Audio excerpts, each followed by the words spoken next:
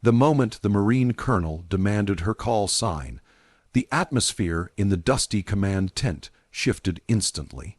What should have been a simple introduction turned into something sharper, heavier, almost like a knife being unsheathed. She stood at attention, boots aligned, her uniform still carrying traces of the desert outside. The colonel didn't look up from his folder at first. His voice came out clipped, rehearsed, as if he had repeated this routine 100 times with fresh recruits and seasoned Marines alike. But this time the routine cracked. There was something in his tone, an edge of curiosity mixed with authority, as if he sensed that the woman standing before him wasn't just another soldier being processed. The other officers in the room paused subtly, trying not to stare but failing. Hand movements slowed, papers froze midair, and even the hum of the old ceiling fan felt quieter for a second. She noticed every detail, her breathing steady, heartbeat controlled, eyes locked straight ahead. Years of training had sculpted her into someone who reacted to tension not with panic, but precision. The colonel finally raised his head, and for the first time their eyes met. His expression didn't show intimidation or irritation, just a strange, probing interest. He leaned back slightly, studying her face as if trying to place it, as if sensing something familiar he couldn't quite identify. Then, with deliberate slowness, he repeated his demand, "Your call sign, Marine." This time, the question wasn't procedural. It was personal. For her, the demand triggered a chain of memories, missions executed in silence, identities concealed behind night, vision goggles, and shadows that swallowed every trace of who she once was. The call sign he asked for wasn't just a formality. It was a lock she had kept sealed for years.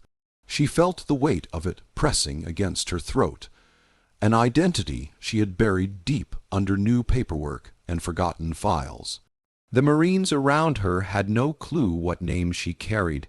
To them, she was simply a transfer, another soldier filling a role. But to those who knew, or rather, to those who used to know, her call sign belonged to someone who should not be standing in that room alive. The colonel's tone forced the truth forward.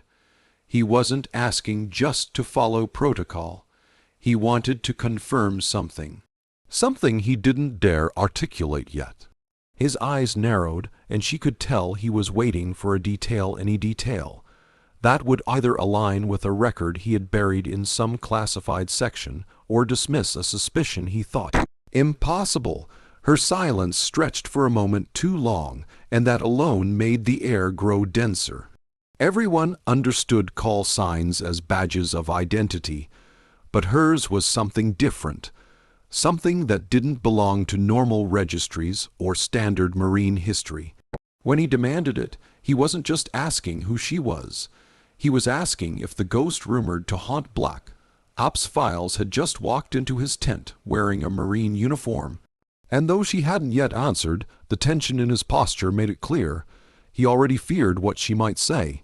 When she finally spoke the words Phantom 7, the temperature in the room seemed to drop, as if the air itself recognized the name before the people did. For a heartbeat, no one moved, no one breathed. Even the colonel, who moments ago commanded the room with unshakable authority, froze in place as though someone had struck him in the chest. Phantom 7 wasn't a call sign that should ever be spoken aloud, certainly not in a standard command tent, and certainly not by someone who was supposed to be an ordinary Marine transfer. The name belonged to a shadow, an operator whose missions were so deeply buried that even high-ranking officials only heard fragments of legend and rumor. Hearing it spoken so casually, in a steady feminine voice, felt like the past cracking open. The officers nearby reacted first, though none dared say a word. One sergeant's eyes widened before he quickly looked down, pretending to review papers he wasn't actually holding. Another officer stiffened, quietly sliding a folder over her own documents as if shielding classified pages from a force she couldn't comprehend. The older warrant officer in the corner visibly swallowed, his Adam's apple bobbing in nervous recognition. They all knew the story, or at least a version of it. Phantom 7 was associated with missions that never made it into any official logs.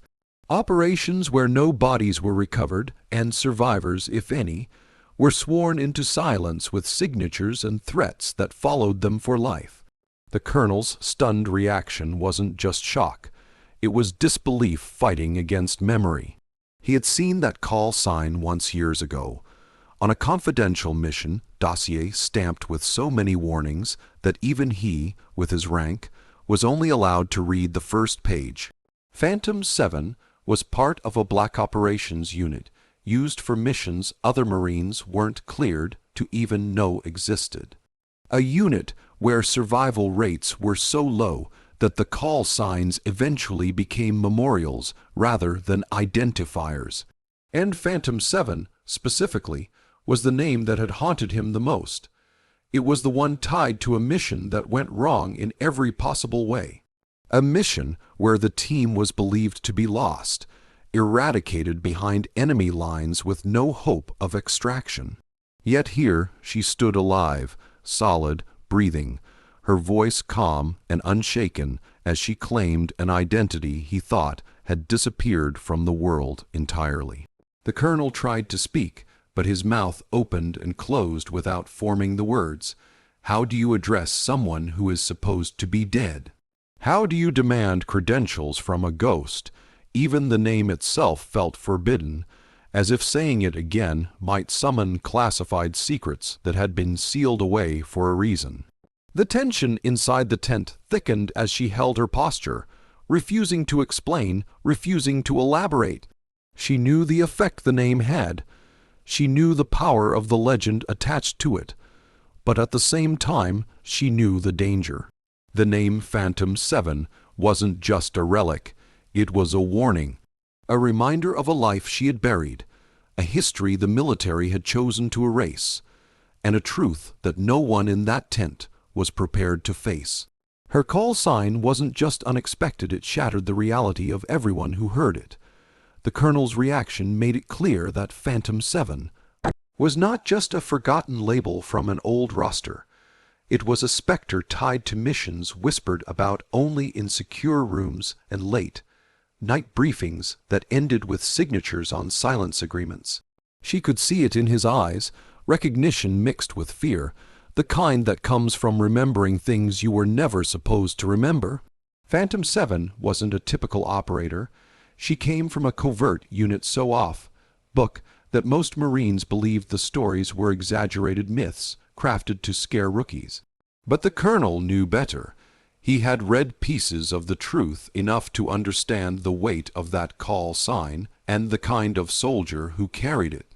He remembered the stories that circulated years ago, told in low voices at the edges of classified meetings.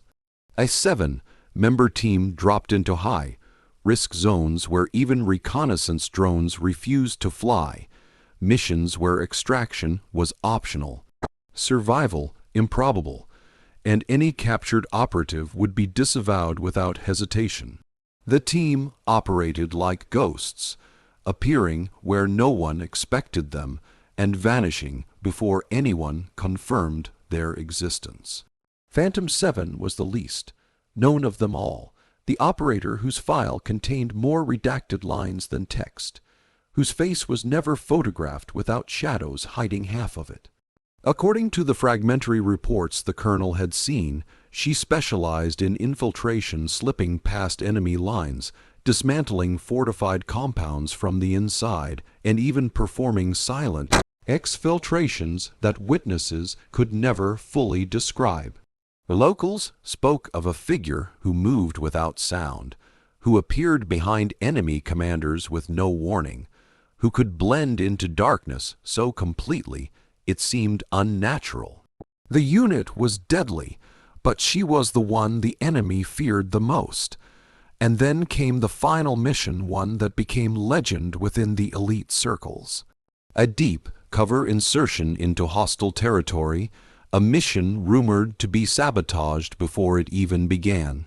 Communications were lost, satellite visuals were corrupted, and the team never checked in. The official report summarized it in one sterile line: unit presumed KIA. But the whispers said otherwise. Some claimed that Phantom 7 had survived for days alone, dispatching enemy teams hunting her through the ruins of an abandoned city.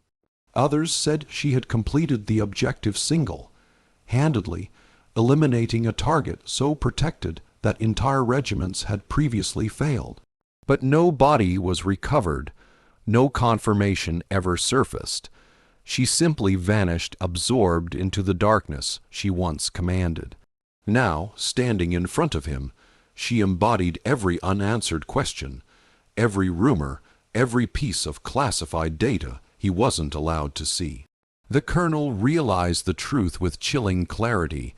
This woman didn't just belong to a covert unit. She was the covert unit, its last survivor, its most dangerous asset, and its most closely guarded secret. Her presence in his tent meant something had gone very wrong, or something far worse was about to begin. And as he struggled to reconcile the legend with the living woman before him, she remained perfectly still, every bit the ghost who walked out of a mission no one returned from. For years she had carried her true identity like a burden locked behind thick, unbreakable walls, hidden even from those who believed they knew her. Phantom 7 wasn't just a call sign, it was a sentence, a shadow that followed her long after the battlefield had emptied and the mission reports had been sealed away. She had learned to breathe without it, to walk through bases as another nameless Marine with a clean file and a history conveniently lost during a system transfer. She lived in silence because silence had become her shield, the only thing standing between her and the powerful enemies, both foreign and domestic, who would welcome her death to keep their secrets buried. Her identity was hidden not out of shame, but because revealing it would ignite questions no one was ready to confront. Her name had been erased on purpose. The moment her unit was declared KIA, she had technically ceased to exist. It wasn't a clerical error or oversight. Someone had signed off on her erasure. Whether it was a strategic decision to protect her or a political one to bury a scandal, she never discovered the full truth. What she did know, however, was that remaining dead kept her free from the eyes of those who once controlled her every move. After escaping enemy territory on that fateful mission, she had made the choice not to immediately report her survival. She had watched from the shadows as officials closed the file, as higher-ups buried the incident with unusual urgency, as new missions launched without a single acknowledgement that Phantom 7 might still be alive. It told her everything she needed to know. Her survival was inconvenient. Re-entering the military under a new identity wasn't easy, but she knew the system better than most. She slipped through cracks because she'd been trained to create cracks. A changed surname, a shuffled service record, a fabricated transfer history. None of it drew suspicion because no one would ever think to connect an unassuming Marine corporal to the ghost of a once fabled operative. That anonymity was her protection. It allowed her to rebuild her life without the constant weight of classified expectations or the ghosts of the comrades she couldn't save. It also protected those around her.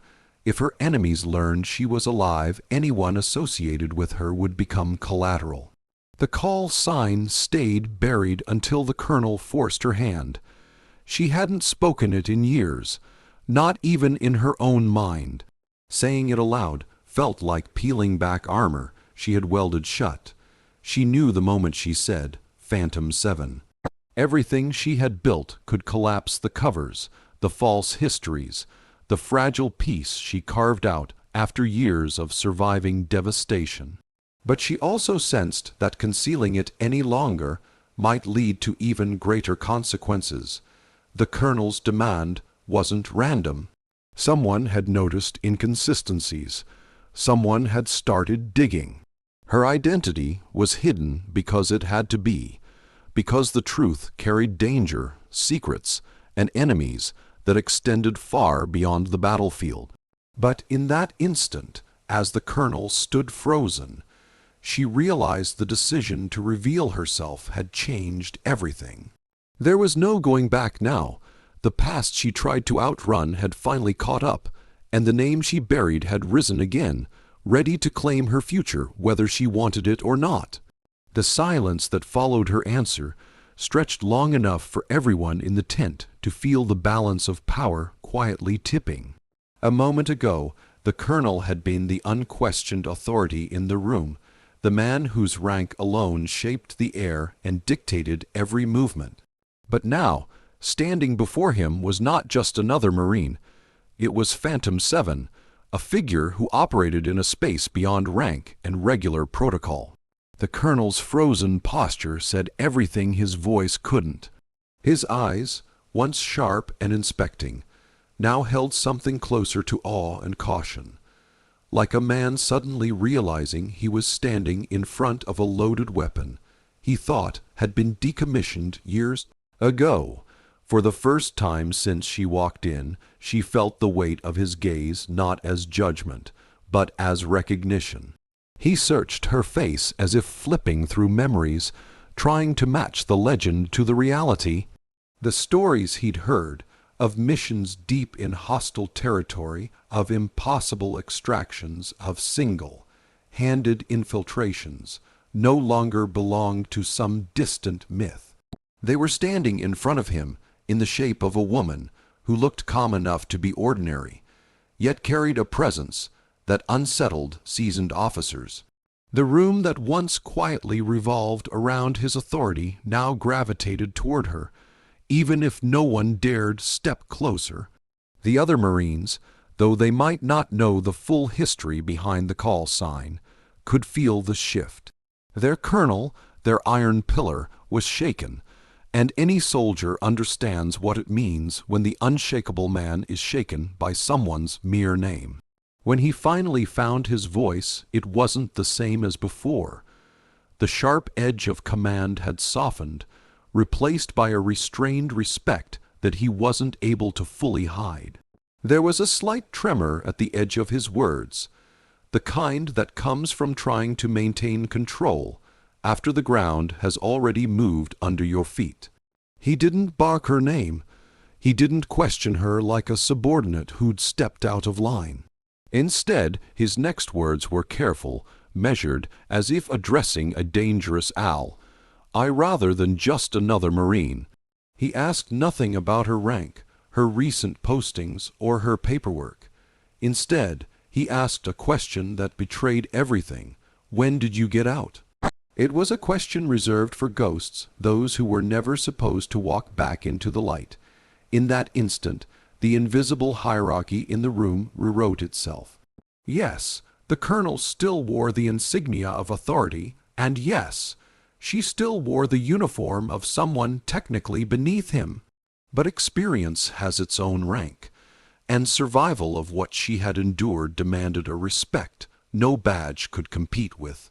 He knew that if half of what he'd heard about Phantom 7 was true, she had seen and done more under fire than most of his command combined. His shock slowly shifted into something steadier, a kind of reluctant admiration. The anger he might have felt at being kept in the dark didn't surface, not yet. Instead, there was only the heavy realization that he was no longer dealing with a standard Marine. For her part, she didn't gloat, didn't smirk, didn't show satisfaction at the change. She had never been interested in humiliating anyone, least of all someone who clearly understood the cost behind her call sign. But inwardly, she registered the shift. The questions he would ask from now on would be different. The orders he gave her would carry an unspoken understanding that she was not someone to be wasted on routine tasks or petty drills. The respect in his eyes was reluctant, maybe, but real.